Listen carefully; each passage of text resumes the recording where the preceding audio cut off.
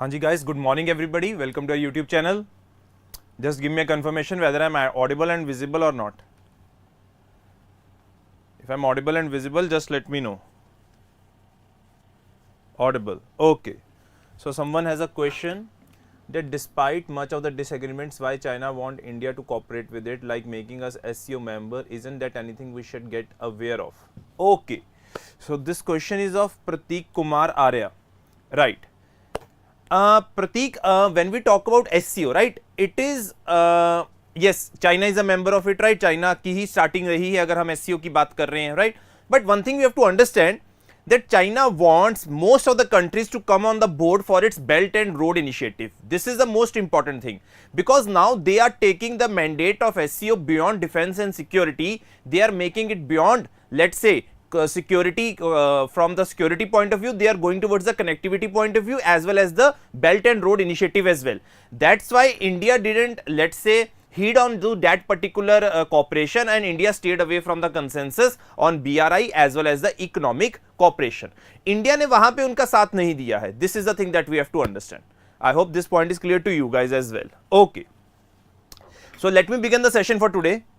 Today's session, if I talk about, there is nothing that much important on the front page, right? So we will be directly going to the editorial page. Those are the most important pages that we have in our today's newspaper as well. Okay, so this is all the things that have been going on, right? This is all the political news that is being created in the state of Maharashtra, the chaos that has been in the state of Maharashtra. We will be strictly going towards the editorial. Okay, now, this is an editorial that you can see over here that is related to Uniform Civil Code, right? So here basically I will be discussing in detail.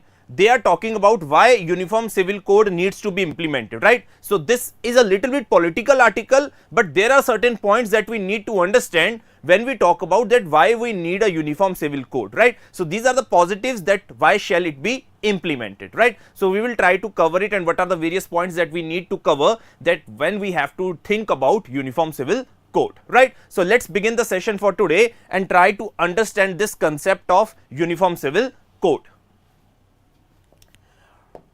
Okay, now जब हम uniform civil code की बात करते हैं, let's say when we talk about uniform civil code, we say there shall be certain laws that shall be common throughout the territory of India across all religions and communities. And when we talk about this uniform civil code, we are specifically sticking to the civil laws. हम किसकी तरफ stick कर रहे हैं? We are specifically sticking towards the civil laws. Okay, we are specifically strictly dealing with the civil laws like succession, adoption, marriage and divorce, right? So these are the areas where there are certain things that needs to be common throughout the territory of India. So this is the, if we talk about the major thing that would be advocated by the Uniform Civil Code. Now if we have to see whether this Uniform Civil Code needs to be implemented or not, we have to take cue from the Supreme Court judgments first of all. Second thing that is very important is from the Constituent Assembly debates. Those are also very important if we have to look in towards the feasibility of Uniform Civil Code. Now these are the two important things that we need to understand, that what was the rationale behind our Constituent Assembly putting this Uniform Civil Code in Article 44, right, as a part of directive principles of state policy. What were their thoughts of the various members that were related to in the drafting on the constitution about Uniform Civil Code, and what has been the mandate and what have been the judgments that have been given by Supreme Courts, and what are the view of Supreme Court in context of Uniform Civil Code. Now if I talk about various, let's say, members that we have of our Constituent Assembly like B.R. Ambedkar, K.M. Munshi and Aladi Krishnaswamy Iyer. These were the three persons that were absolutely in favor of Uniform Civil Code. ये बिल्कुल ही अगर हम बात करें ये favour में थे, yes, Uniform Civil Code होना चाहिए. Plus there have been various expressions that have been put forward by the Supreme Court that has reiterated, yes, कि ये जो यूनिफॉर्म सिविल कोड है ये सिर्फ एक लेटर पे नहीं होना चाहिए, but it has to be put into practice as well. but the sad part is from the editorial's point of view that it hasn't give any directions to the center. भाई Supreme Court ने कभी कोई directions नहीं दी हैं centre को that you have to implement the uniform civil code. Now this is the matter that is in there in front of us, that Constituent Assembly में not the majority but the three people who were in the favor were of B.R. Ambedkar, K.M. Munshi and Alahadi Krishnaswamy Iyer. And supreme court की अगर हम बात करते हैं, supreme Court ने भी बार बार reiterate करा है अपनी काफी सारी जजमेंट से, yes there is need for having the uniform civil code. I hope this point is clear to everybody. Now question है कि यार यूनिफॉर्म सिविल कोड क्यों होना चाहिए. सबसे बड़ी इंपॉर्टेंट चीज तो यही आती है ना कि why there shall be the requirement of uniform civil code. Let's try to understand. First of all, it is important to safeguard the fundamental rights of all citizens. भाई कई जगह पे हमने देखा है there are different laws related to marriage, there are different laws related to divorce, there are different laws related to adoption or inheritance. As a result, there might be certain religions or communities where a particular gender is discriminated against. They are not getting the same equality, right? So from that particular perspective, in order to reduce those social inequalities, in order to end the discrimination, and in order to make sure that we provide fundamental rights and secure the fundamental rights of all citizens, this particularly uniform civil code is very, very important. Plus, it will, let's say, emancipate the position of women in the society, lift the disabilities on the women that have been imposed by various civil laws that are prevalent among various different communities and religion, and it will help us, or let's say reduce the inequality and upgrade the status of women in the society. So these are the positives that you can seek from the uniform civil code and why there is a desirability that we shall implement uniform civil code. But uniform civil code की जब हम बात करते हैं, let's say when we talk about uniform civil code, it has to be implemented, let's say in case of marriage, in case of divorce, in case of inheritance, right? But various different religions have different laws related to it, and if you will try to impose, let's say, a common law throughout them, there might be a repercussions where a particular community which could be a minority could feel that their religious matters are being infringed upon, their liberties being taken away, and there is a fear that there would be overpowering of majority over the minority. So as a result, various groups that are coming from the various factions are not in favor of uniform civil code because they feel somehow their independence, their, let's say, traditions, their customs could be eroded by this concept of uniform civil code, which is enshrined in our article 44 of the Constitution. So here the whole debate is related to whether it shall be implemented or whether it shall not be implemented, right? Because India is such a diverse country, it has so many religions, it has so many faiths, it has so many customs and traditions. It is very difficult that we would be in the coming future, let's say, be implementing a uniform civil code. Yes, it could be implemented, but it is acceptable to each and everyone, right? Because India is a very heterogeneous society, very heterogeneous community that we have all over the country. So it would be a very difficult task of making people believe in the, let's say, feasibility of uniform civil code. I hope you are able to understand what I'm trying to say. But what was the initiative or what was the thought of our constitution makers? That I have already told you that they were in the favor, yes, कि uniform civil code होना चाहिए. उस time पे वो feasible नहीं था. Might be there were certain things that were, let's say, condition of the country was such that it was not possible to implement right away at that moment of time. So as a result, it was put forward in the directive principles of the state policy that in the coming future, when the conditions are right, then the state shall make sure that it shall go towards a uniform civil code. And this is being right now done by the ruling party, and they want to implement the uniform civil code basically in order to make sure that they secure the fundamental rights, end the discrimination, and make sure they reduce the social inequalities, and along with it, it would help in giving the women equal opportunities. I hope this point is clear to everybody, right? हाँ जी, किसी का कोई doubt हो तो पूछ सकते हो, but this is the article that tries to explain us from a political point of view in the support, but I have given you both the positives as well as the shortcomings of the Uniform Civil Code. I hope you are able to understand. Right. Chali. Now, this is a very good and interesting editorial because it is a direct mains question of your GS paper 3. Plus, it contains so many prelims facts that it is inevitable that we need to have a look at this editorial in a detailed manner. I think everyone could see over here, internationalize the rupee without the coin tossing.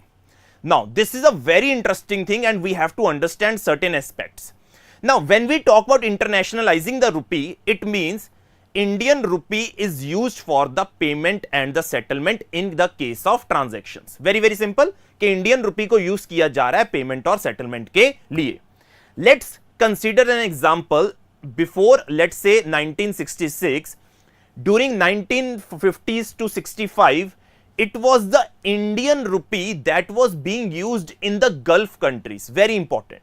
It was the Indian rupee that was being used in the Gulf countries for the transactions. So we can say at that moment of time, Indian currency was internationalized in the Western Asia region because the Gulf countries did not have their own sovereign currencies, but it was the Indian currency that was doing the rounds of the West Asia region.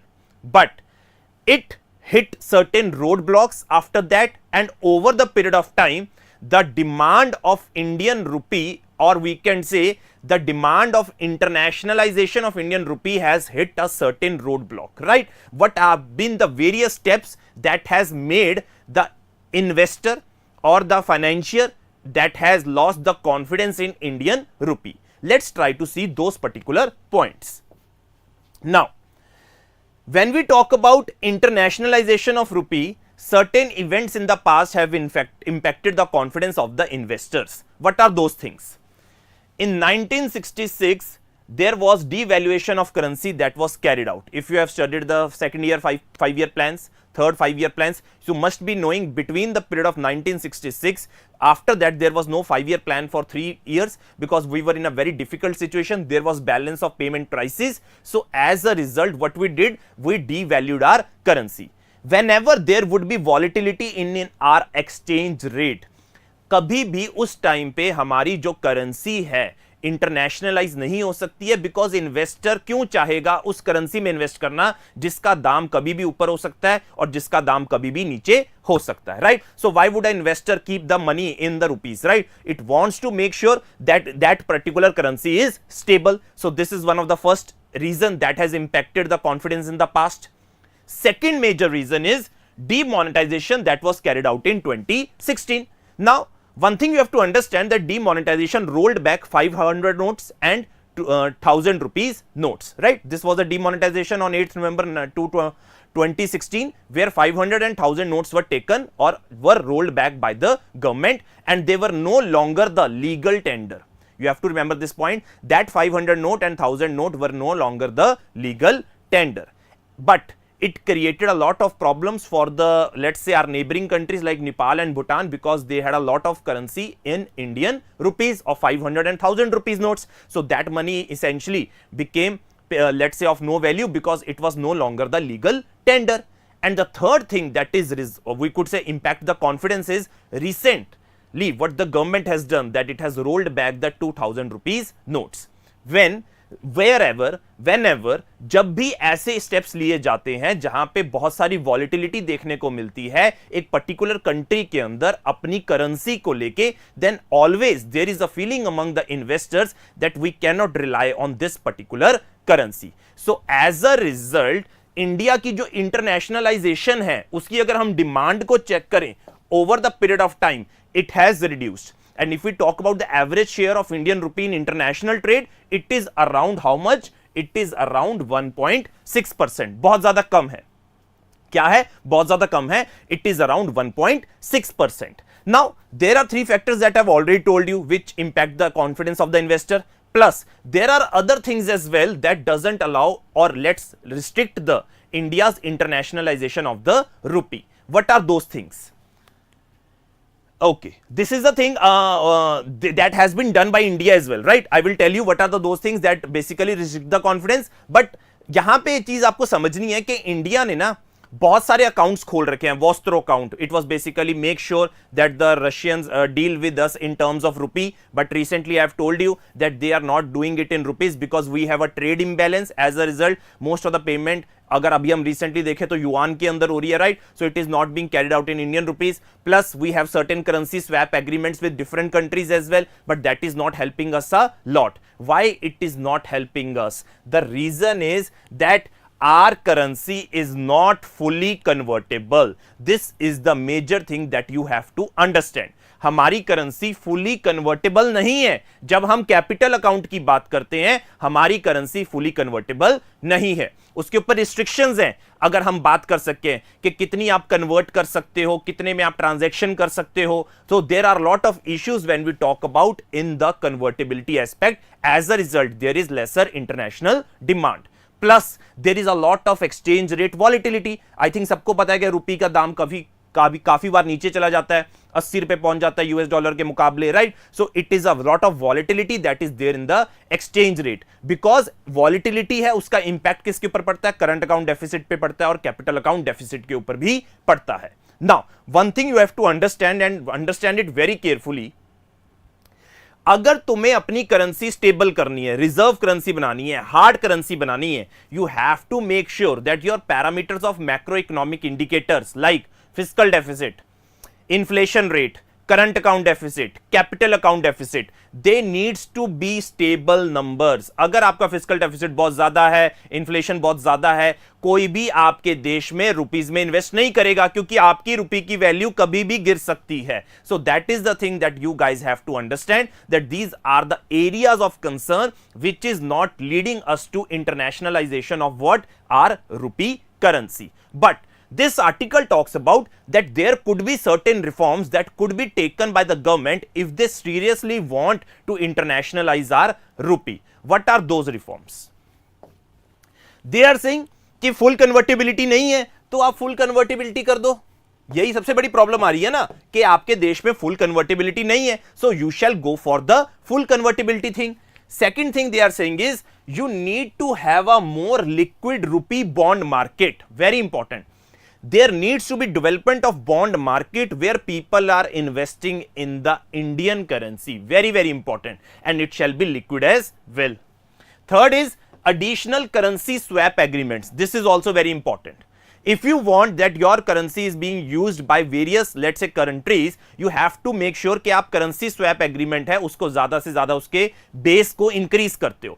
Now, what is currency swap agreement? You, let's say, give money to Sri Lanka in dollars, they can return you in rupees. That is currency swap agreement, right? So this is the thing that could be done because you want to make sure more and more countries are using rupees when they are doing transactions overall, right? And the fourth step, very, very important, is implement Tarapore committee recommendations. बड़ा important point है. Now Tarapore committee जो आई थी 1997 के आसपास, उसने direct बोला था that they need to reduce the fiscal deficit that I told you, they need to reduce the inflation rate, and they need to reduce the non-performing assets. Now these things are very, very important because when an investor, let's say, invest in your currency, he basically thinks about the various macroeconomic indicators. भाई वो macroeconomic indicators देखेगा. अगर आपके macroeconomic indicator strong है, पूरी capital account convertibility है, bond market अच्छी है आपकी जो रुपी में आपको ट्रांजैक्शंस कर सकते हैं, प्लस आपके करेंसी स्वैप एग्रीमेंट्स हैं, then it can help you in going towards the internationalisation of your currency. I hope this point is clear to everybody. It is a little bit of, let's say, technical article because if you have studied about convertibility, current account deficit, capital account deficit, then these things would become very, very easy. But इतनी चीज तो हमें समझ में आती है कि अगर हम रुपी की बात करते हैं, रुपी का थोड़ा कॉन्फिडेंस इन्वेस्टर का कम है क्योंकि हमारा एक तो ट्रेड कम है because we do not have that much trade. Similar अगर हम बात कर रहे हैं इंपोर्ट एक्सपोर्ट का, दूसरा कि हम कन्वर्टेबल नहीं करते अपनी करेंसी को, तीसरा हमारी वॉलेटिलिटी बहुत ज्यादा है, राइट, और इस वजह से इंटरनेशनलाइजेशन नहीं हो पा रही है इंडियन करेंसी की. I hope this point is clear to everybody. हाँ जी, give me a confirmation.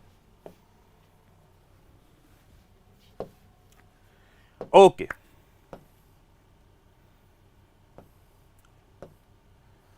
Now this particular text page is related to dark patterns. हाँ जी, किसी का कोई डाउट है इंटरनेशनलाइजेशन ऑफ करेंसी से? You can ask me freely. You don't have to hesitate. You can ask me freely if you have any doubt. हाँ जी, आप लोग पूछ सकते हो.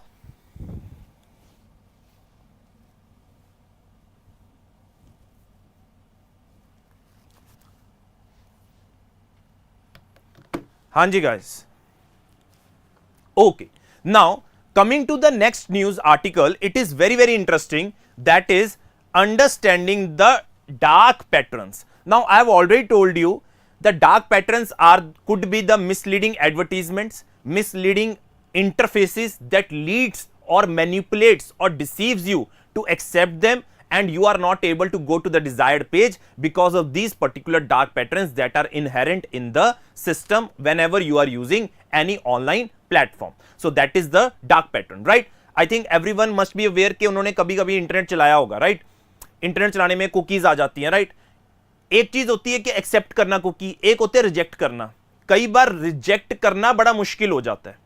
It becomes very difficult to reject the cookies because they are not giving or they are not having a correct thing, because they want you to accept the cookies, right? And they want sometimes जो ads होती हैं वो आपको show हो जाती हैं जो आपको क्या करते हैं, manipulate करते हैं.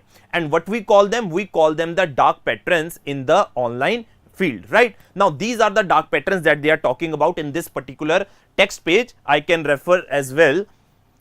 A dark pattern refers to a design or a user interface that is intentionally crafted to manipulate or deceive users into making certain choice or taking specific actions that may not be in their best interest, जो उनके क्या है, best interest में नहीं है, right? Are you able to understand? Many believe that the use of dark patterns is a business strategy. The legality of a dark pattern is a complex matter, as distinguishing between manipulation and fraud intent can be challenging. On June 30, as per information by our Press Information Bureau, a major Indian online marketplace received a letter from Department of Consumer Affairs warning them against engaging in unfair trade practices by implementing dark patterns in their user interfaces to influence consumer choice. Now, one thing is very clear.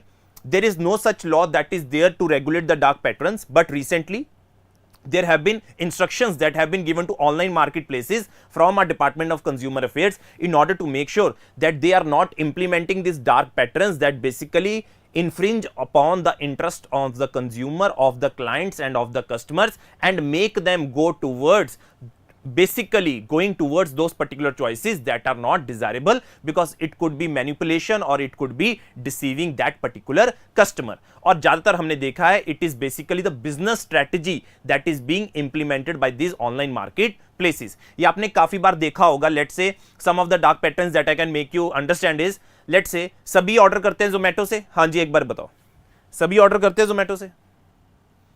कोई Swiggy से भी करता होगा,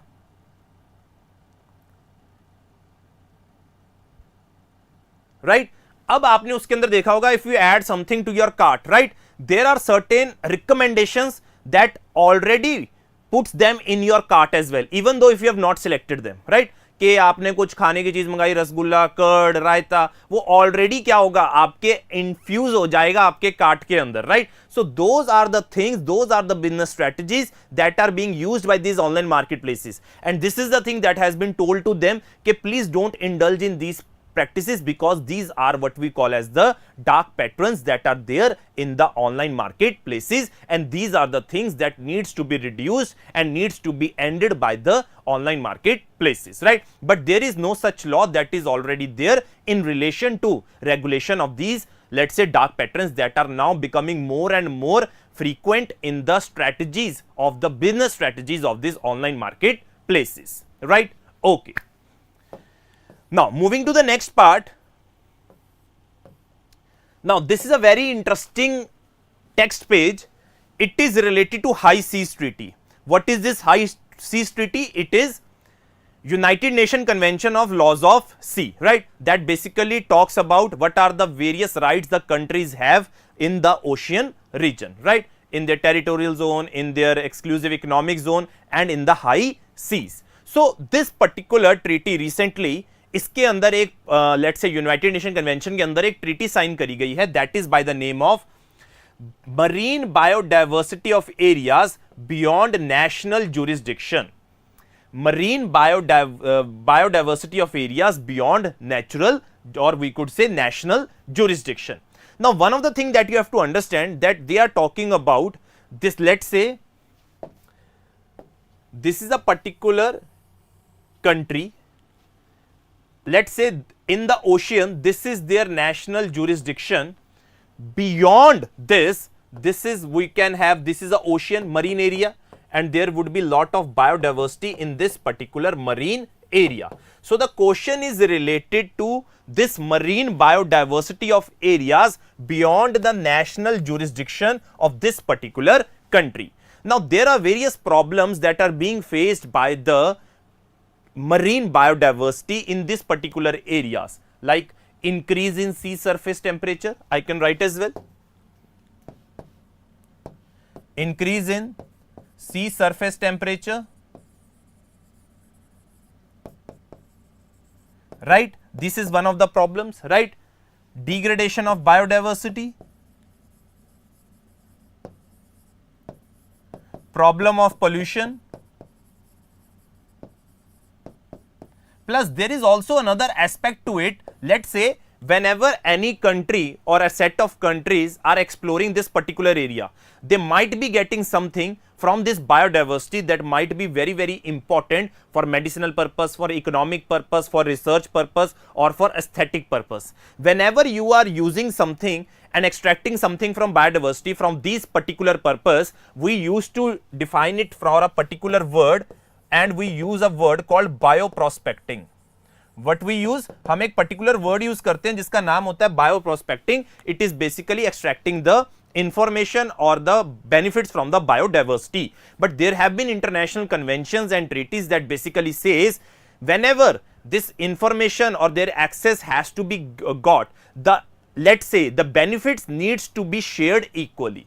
ऐसा नहीं है कि मान लीजिए there is a place in India where a foreign company has came and extracted the benefits and has gone away, right? It cannot go away like this. It has to give benefits to the host country, that is India. That is fair and equal benefit arising from the biodiversity from the methods of bioprospecting, right? Now, in this particular regard, there have been problems. If I talk about specifically related to bioprospecting, there have been problems that have been faced by the, or have been let's say lifted by the rich countries that are saying that we are the people that have been indulging in basically extracting from the biodiversity. We have used our research, we have our funding, we had our resources, then why we need to share the resources? This is a major concern that is coming from this particular high seas treaty, that is marine biodiversity of areas beyond national jurisdiction. I hope this point is clear to everybody. You can see it over here as well.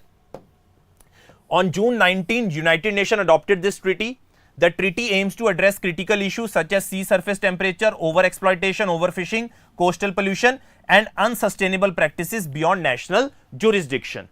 Many developed countries oppose the treaty as they stand by private entities which are at the forefront of advanced research and development in marine technology. Because they are saying there are certain private entities who have been doing a lot of research, then why needs to be shared among the various countries, that is the benefits, it shall not be there for the open domain. I hope this point is clear to everybody. So there were four major things that were there, right? This particular high seas treaty, then we had the dark patrons, then we discussed about the uniform civil code, then we had this particular editorial related to internationalization of our currency. Okay, now moving to the next part, right? There are few things that we need to see. Okay, now Supreme Court has asked NGO to move center against the issue of Sarpanch Patism in politics. I think even after the 73rd and the 74th amendment that basically specifically told about that there shall be 1/3 reservation that shall be given to the women, right, in the field of panchayat, but still we are seeing in the name or the face of the woman, it is actually the men, it is actually the brother-in-laws, it is actually the devars, they are basically running the local panchayats. They are the persons that are actually wielding the power. The power is in their hands. After so many years, you can say after even 30 years, the power has not gone into the hands of the women for which the laws were actually made for which the particular 73rd and 74th amendment came for. And in this regard, the Supreme Court has said that NGO को बोला यार तुम centre के पास जाओ, ये जो issue चल रहा है सरपंच पतिज्म का इस पर्टिकुलर पॉलिटिक्स के अंदर। आई थिंक सबको पता है कि फेस वैल्यू पे आप वुमेन को इलेक्ट कर देते हो, but they are not the ones who are actually building the power, it is their husbands, it is their brothers, it is their brother in laws who are basically implementing the power in their name, right? This is the point that we have to understand. Okay, nothing important over here, right? Chandrayaan 3 का launch होगा जुलाई 14 को, that is being told over here. Nothing important. Okay, now this is a very interesting thing, ये एक बड़ी मजेदार news है। Meta takes aim at Twitter with the launch of the threads, right? So this is basically a text based version of Instagram that posts are limited to 500 characters, which are more than Twitter's threshold of 280 and can include links, photos, videos up to 5 minutes.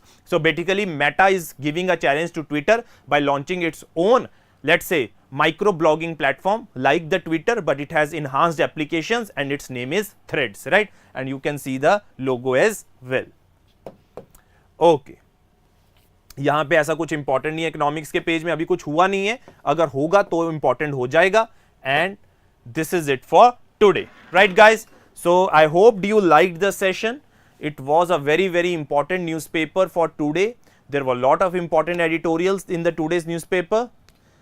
C, if the articles are little bit difficult, let's say internationalization of currency, there would be no harm that if you go by the articles, right?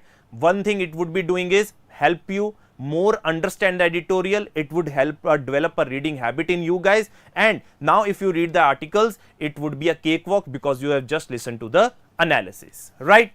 किसी को कोई doubt हो तो आप मेरे से पूछ सकते हो, otherwise then I will end the session.